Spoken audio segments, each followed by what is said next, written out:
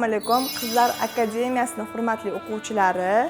Bugun sizlar bilan biza vitaminlarga boy bo'lgan, ko'rinishi ham noodatiy, yashil rangli ismaloqli sosiska tayyorlaymiz.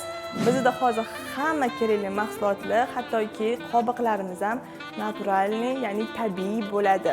Bizga kerak bo'ladi 500 gram tovuq biodrasi, bir bog' ismaloq, 100 gram sut va albatta mol ichaklari mana bunda tozalangan, tuzlangan holatda va albatta kerakli pripravalar.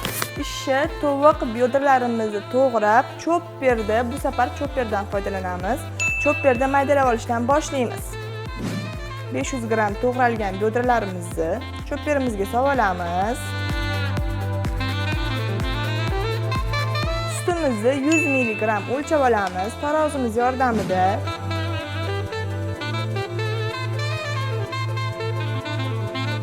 Gram sutimiz tayyor. Endi kerakli ziravorlarni ham o'lchab olamiz. Bizga kerak bo'ladi 8 gram tuz va 4 gram молочный kombimiz. Bo'ldi, boshqa hech narsa ortiqcha kerak bo'lmaydi. Xo'sh, chopperga solganmiz tovuqimizni. Endi bir bog' ismalog'imizni to'rab olamiz.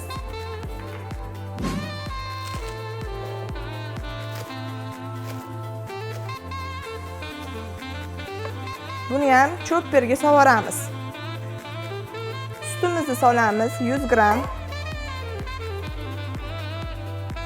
Va kerakli pripravalarimizni ham, ziravorlarimizni ham solamiz. Chopper qopqog'ini yopamiz. Eng baland tezligida 5 daqiqa bir xil massa bo'lgungacha aralashtiramiz.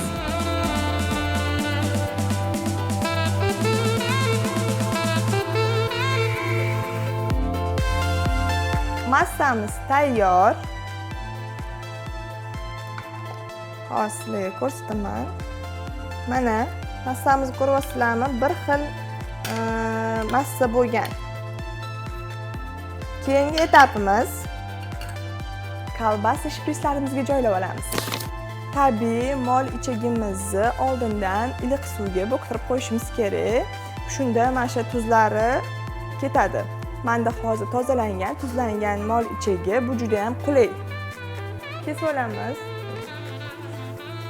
Taxminan 60 cm.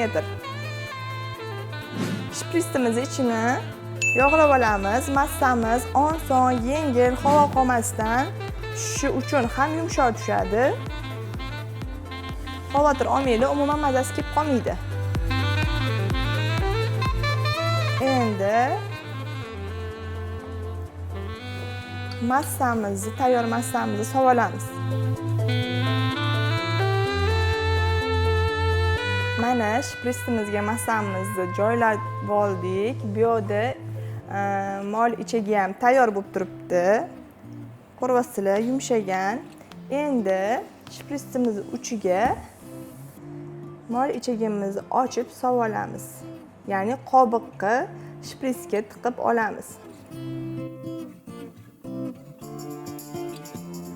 Ko'rib turganingizdek osongina tiqiladi. Hech qanaqa qiyinchiliklar bo'lmaydi.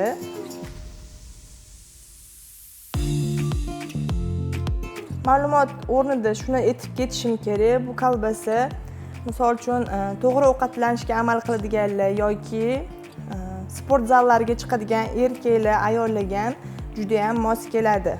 Bolajonlarga ham qo'rqmasdan bersanglar bo'ladi.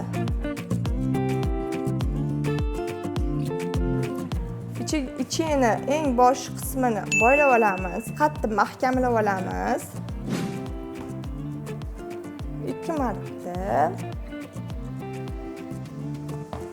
Endi massamizni chiqazib olamiz.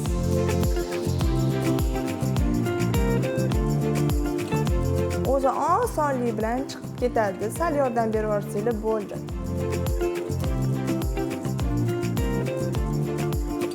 Mana sovib oldik. Olamiz shpritsimizni. Endi buni chiroyli sardelkali hosil qilamiz. Boylab chiqamiz.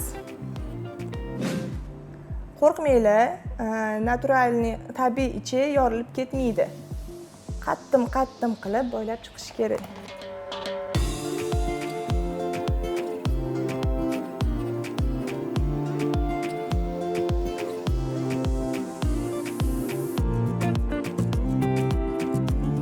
Kerak emas joyini olib tashlaymiz, ortiqcha joyini. Mana ko'rib turganinglardek, ko'ryapsizlarmi? Chiroyli vitaminlarga boy bo'lgan tabiiy sardelkalarimiz tayyor. Endi buni pishirib olamiz.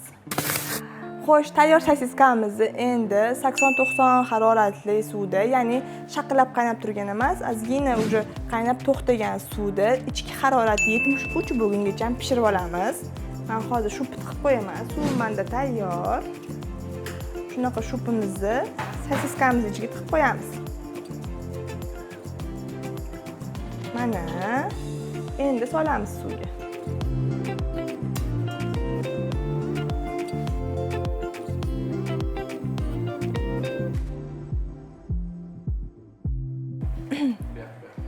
Sosiskamiz taxminan 15-20 daqiqada tayyor bo'ladi. Mana ismaloqli sosiskalarimiz tayyor bo'ldi. Ko'ryapsizlarmi buni chiroyliligini? Endi buni sizlar bilan kesib ko'ramiz.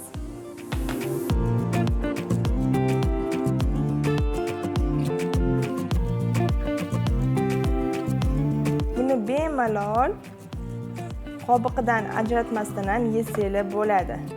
Mana ko'rishingiz mumkin, shunaqa sochni bo'lib chiqadi. Kotlet bo'lib qolmagan, sosiska mazasi ham xuddi sosiska, faqat ismaloqli mazasi bilinib turadi, juda ham xushxo'r bo'ladi. Bu sosiskani 1 yoshdan boshlab bemalol bolalarga ham tavsiya qilaman. Qo'rqmasdan bersanglar bo'ladi. Juda ham foydali, mazali sosiska. Oddiy sosiskalarga nisbatan bu juda ham xavfsiz, faqatgina foydali tomonlari juda ham ko'p. Albatta tayyorlab ko'rishingizni tavsiya qilgan bo'lardim. Keyingi darslarda ko'rishguncha.